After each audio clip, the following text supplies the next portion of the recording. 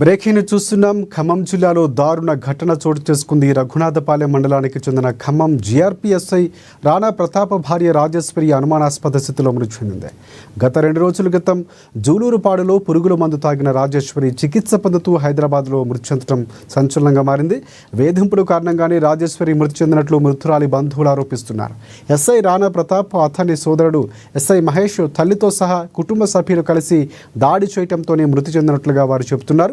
మృతురాలిని postmortem నిమిత్తం ప్రభుత్వ ఆసుపత్రికి తరలించారు.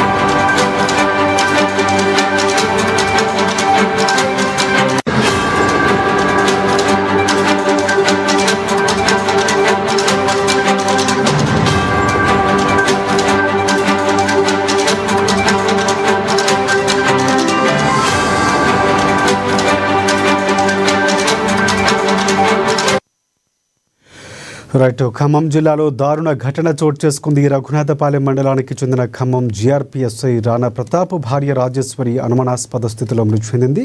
గత 2 రోజుల క్రితం జూలూరుపాడులో పురుగుల మందు తాగిన రాజేశ్వరి చికిత్స పొందుతూ హైదరాబాద్ ఆసుపత్రిలో మృతి చెందడం సంచలనంగా మారింది. బంధువుల వేధింపుల కారణంగానే రాజేశ్వరి మృతి చెందినట్లు మృతురాలి బంధువులు ఆరోపిస్తున్నారు. ఎస్ఐ రాణా ప్రతాప్, అతని సోదరుడు ఎస్ఐ మహేష్ అలాగే తల్లితో సహా కుటుంబ సభ్యులు కలిసి దాడి చేయడంతోనే మృతి చెందినట్లుగా వారు చెబుతున్నారు. మృతురాలిని పోస్టుమార్టం నిమిత్తం ప్రభుత్వ ఆసుపత్రికి తరలించారు.